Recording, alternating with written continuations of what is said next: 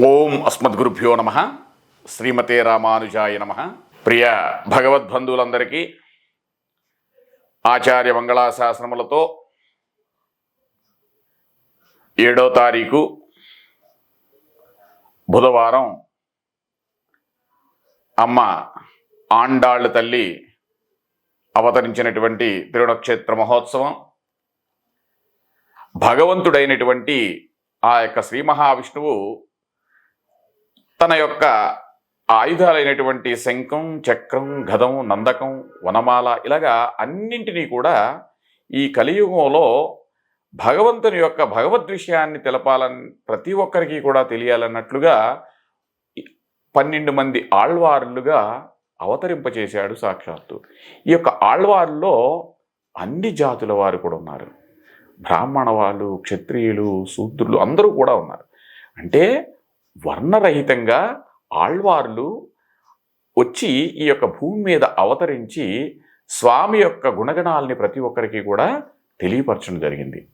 అలాంటి సాంప్రదాయంలో ఉన్నటువంటి ఆళ్వార్లో గోదాదేవి అనేది ఆమె సాక్షాత్తు భూదేవి అంశతో మనకి అవతరించినటువంటి రోజు. ఈమె మనకి ధనుర్మాసంలో మనకి ఎప్పుడు వస్తుంది? డిసెంబరు 16 నుంచి మనకి జనవరి నెలలో వస్తుంది కదా. మార్గశిరం, పుష్యం రెండు కలిసినటువంటి మార్గాల్లో ధనుర్మాస వ్రతం చేస్తాం. ఆ ధనుర్మాస వ్రతంలో ఈమె చేసినటువంటి ఈమె ప్రబంధ రూపంగా అందించినటువంటి తమిళ ప్రబంధం ఏదైతే ఉందో అది తిరుప్పావై.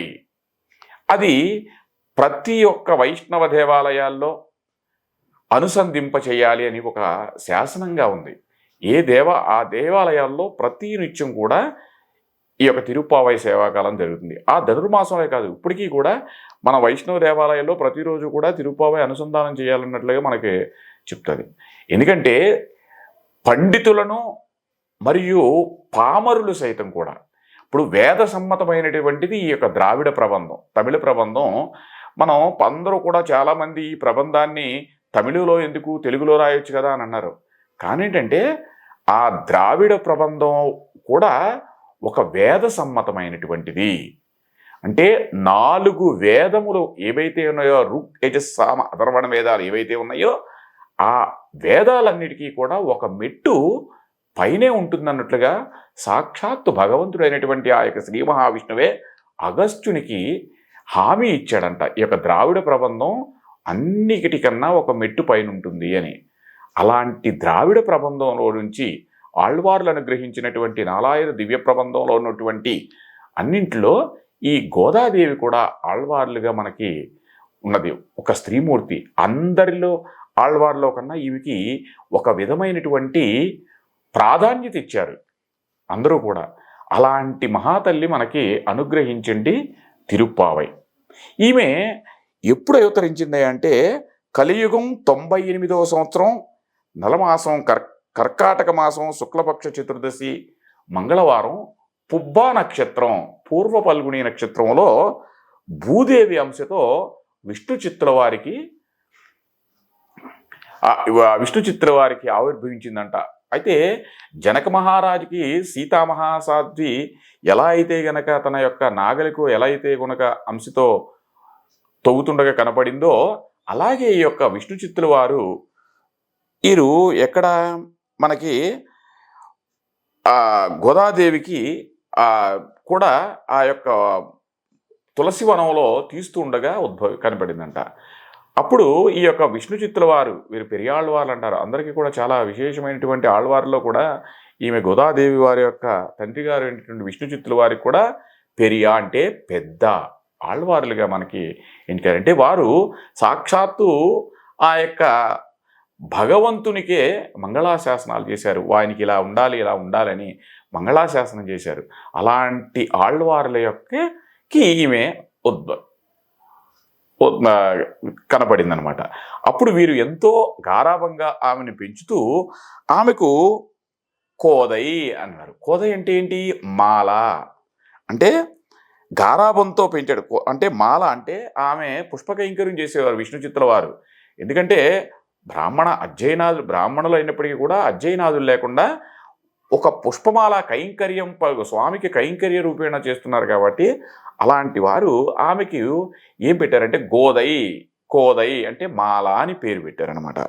అయితే ఈ గోదాదేవి మనకి సంస్కృతంలో వచ్చేప్పటికి దీని యొక్క పదం యొక్క అర్థం ఏమొస్తుందంటే గాంధదాతీతి గోదా అంటే ఆవిర్భవించింది. గో అంటే వాక్కు, అంటే ఆమె గో అనగా మనకి శ్రీ సూక్తులు ఏవైతే ఒక మంచి ఆలోచన అటువంటి మాటలని ఏవైతే చెప్పిందో అవి తాందదాతి అంటే అనుగ్రహించింది అని దీని యొక్క అర్థం. అంటే అలాంటి గోదాదేవి అవతరించినటువంటి రోజు కాబట్టి ఈరోజు మనం ప్రబంధ రూపేలా ఏదైతే ఉందో ఇక తిరుప్పావైలో కూడా అమ్మ ఇందాక అనుకున్నాం కదా, పండితులు పామరులు అంటే వేదాలు మనం ప్రతి ఒక్కరు కూడా మనం చదవలేము. ఇప్పుడు వేదాలు ఉన్నాయి, 4 వేదాలు, కొంతమందికి ఇవి చదవాలి ఇవి వీళ్ళు చదవకూడదు ఇలాంటివి ఉన్నాయి. కానీ అమ్మ ఏమేంటిదంటే వాళ్ళతో పాటు వీళ్ళు కూడా సమానంగా పరమాత్మునికి సేవించటానికి అర్హులు అన్నట్లుగా ఈ యొక్క ప్రబంధాన్ని రచించింది. దీంట్లో ఏంటుంటో తెలుసా, కృష్ణ పరమాత్ముని మేల్కొలికేటప్పుడు ఉన్నటువంటి వర్ణన చాలా అద్భుతంగా ఉంటుంది ఈ యొక్క ప్రవచనంలో. అంటే కృష్ణ అంటే ఏంటి, కృష్ అంటే అపరిమితము, కృష్ అంటే అపరిమితము, నా అంటే ఆనందం, అంటే అపరిచ్ఛిన్నమైనటువంటిది ఆనందం, అంటే ఎంతో విచ్ఛిన్నకరం కానిటువంటిది, ఇక మాటల్లో చెప్పలేనటువంటి ఆనందాన్ని ఆ యొక్క కృష్ణ అనే ఒక పదం.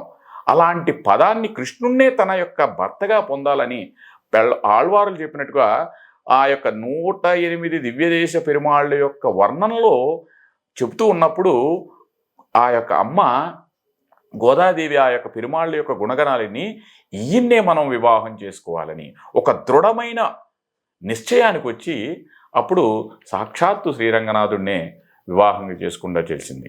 అంటే అంతటి విశేషమైనటువంటి ప్రబంధం యొక్క ద్రావిడ ప్రబంధం.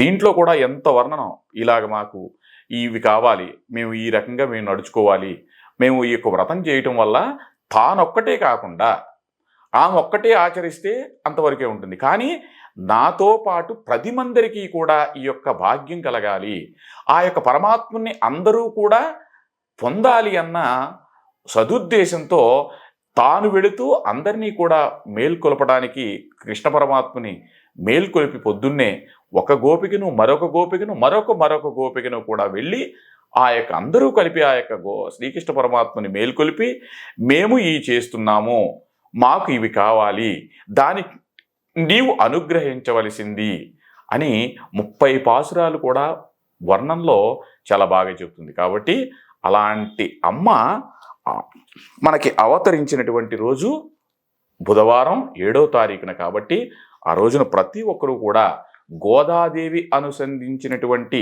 తిరుప్పావై సేవాకాలం, తిరుప్పావై శ్రవణం చేయటం, మరియు అమ్మ కూడా చాలా ఏంటంటే దశావతారాల్లో అన్ని యొక్క అవతారాలని కూడా నాట్యాద్రివాయుమజని ఉంటుంది ప్రబంధం, అది చాలా అద్భుతమైనటువంటి ప్రబంధం. దాంట్లో కూడా పరమాత్ముని యొక్క గుణగణాలన్నింటినీ కూడా వర్ణించింది.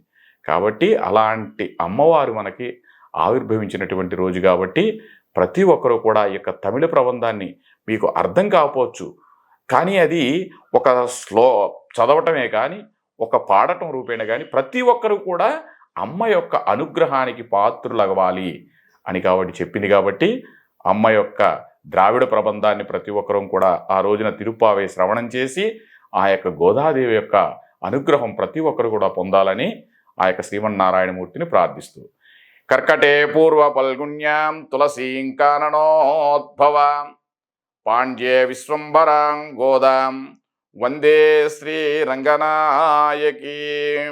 ఆండాళ్ దివ్య తిరువడిగళే శరణం. జై శ్రీమన్నారాయణ.